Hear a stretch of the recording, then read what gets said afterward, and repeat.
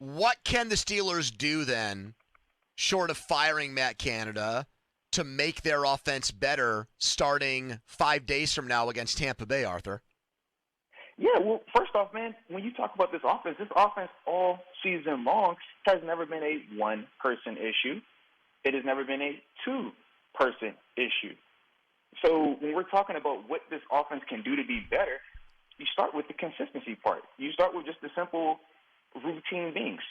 Can you execute these concepts? Can you catch these balls or these passes consistently? Can you block your man consistently? Can you run the ball and be decisive consistently? We've seen them do it. We've seen this offense look really good at times. We've seen these receivers catch every pass, make insane catches at times. We've seen this offensive line protect and move people in the run game. We've seen both of our running backs look good at times. But what's the biggest problem? There is zero consistency. So when you're talking about playing these different teams, and as we're facing better teams and more consistent teams, we start to see the disconnect. It'll be close in the first quarter. You'll be close, in that second quarter, but the more self-inflicted wins you have, right? You think about the Steelers in this Bills game.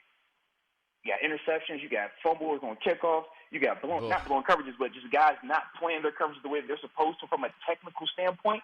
That's all self-inflicted, but that is all inconsistency. That's in-house stuff.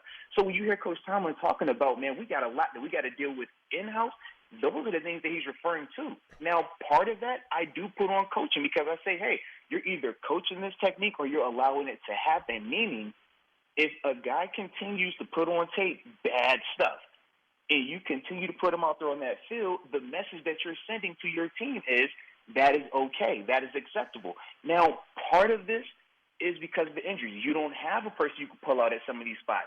But at some of these other places, it's like, yeah, man, when we're talking wide receiver, for example, it's like you don't have to continue to see the same things happening over and over before you make subtle changes there. So when we're talking about how you can improve it in those 5 days, that's the first thing I'm looking at. I'm trying to find the most accountable guys, the most consistent guys that we currently have on this roster, and that's what I'm trying to put out there on Sunday.